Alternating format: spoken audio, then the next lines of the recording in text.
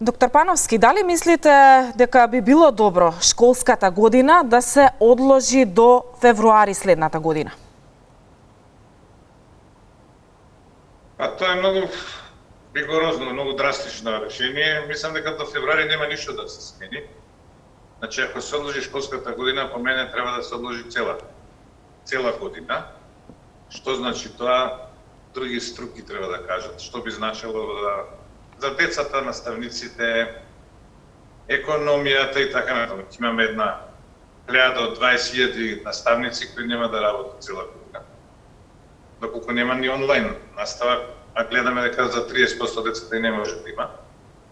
Од здравствен аспект тоа е добро решение, доколку има контрола на децата цела година дома или контрола каде излегуваат, бидејќи особено ќе биде опасно месеците ноември, декември, јануари, февруари, па и март, кога не може да се дружат толку долго надвор. Не ќе излегуваат надвор, меѓутоа може да се собираат во затворен простор, каде што ширењето е неколку пати повозможно отколку сега. Сега еве се дружат, како што гледате, ама нема некој ширење на болест. Меѓутоа, ако тоа се продолжи во зимските месеци, ќе биде опасно, додека ако има некаква настава, сепак некој дел од времето ќе бидат под контрола. Така да многу е тешко прашањето и за градинки, за училишта. Навистина, тој што треба да донесе одлука секогаш ќе биде крив. Бидејќи наистина било каква одлука да се добие нема да бидат сите задоволни. Така, според вас... Мислам дека е премногу тоа да нема онлайн настава, би требало да има. Не би се согласил комплетно да се одложи годината, бидејќи мислам дека до февруари нема да биде многу поразлично отколку што е сега. Сепак треба да фати второто лето, мислам дека ќе се спасиме од това. Идното. Така, денеска министерот за здравство Венко Филипча најави дека доколку се открие, се биде активна вакцината против COVID-19, ќе биде бесплатна за граѓаните. Што мислите вие за ова? Возможно е?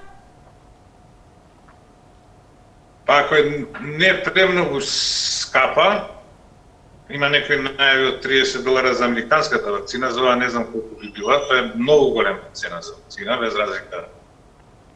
Мислам, односно на другите вакцини, зајка што е ова нова и некој сака да заработи така натаму. А во секој случај јас поддржувам, инсистирам да вакцината биде бесплатна. Тоа е основното право на луѓето да имаат бесплатна вакцина. За жал еве сега немаат бесплатни тестови сите, само некои имаат бесплатни тестови, меѓутоа за вакцина е многу поважно.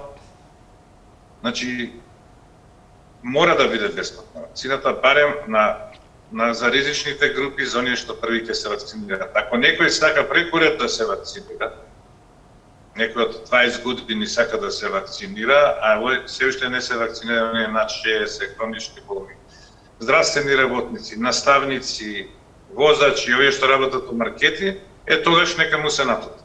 Во тој смисол, иако се разбира има доволен број на вакцини. Значи би требало да е бесплатна и по мене би требало сепак да биде доброволна, незадолжителна, бидејќи мислам дека тоа ќе направи отпор кај граѓаните. Повеќе ќе се вакцинираат ако е доброволна, отколку ако е задолжителна. Задолжителна ќе мислат дека некој ќе ги чипира или не знам какви глупости, или дека нешто стои позади тоа. Ако е доброволна, мислам дека луѓето ќе сватат дека за свое добро и добро на општеството треба да се вакцинира. Така и за крај би сакала да ве прашам во однос на тоа што не очекува во есенскиот период. Треба ли да се плашат граѓаните? Според здравствените власти велат дека не очекува потежок бран и уште посилен. Како најдобро е да се подготвиме за од септември?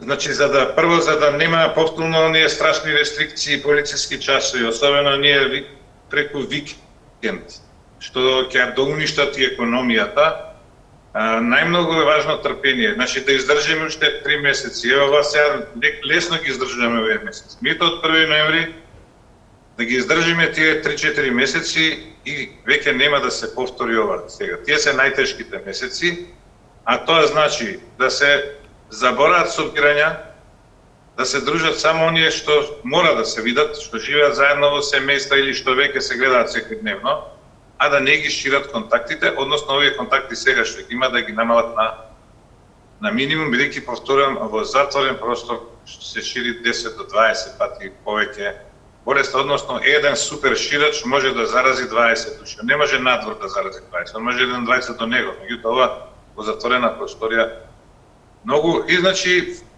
контрола на младите, бидејќи тие се тие што шетаат, каде одат навечер, ако е потребно навечер има и полициски час ако навистина се види дека тоа не може да се спречи. Значи да не се собира, да се издржи, ништо нема се случи. Ако 4 месеци седиме дома, излегуваме, меѓутоа не се собираме внатрек и биде многу полесно од оние месеци што ги имаме март и април. Значи дисциплина и се разбира мерките што се почитувани. Ходиме на работа или било каде внатрек, што видиме семптома да ставаме маски.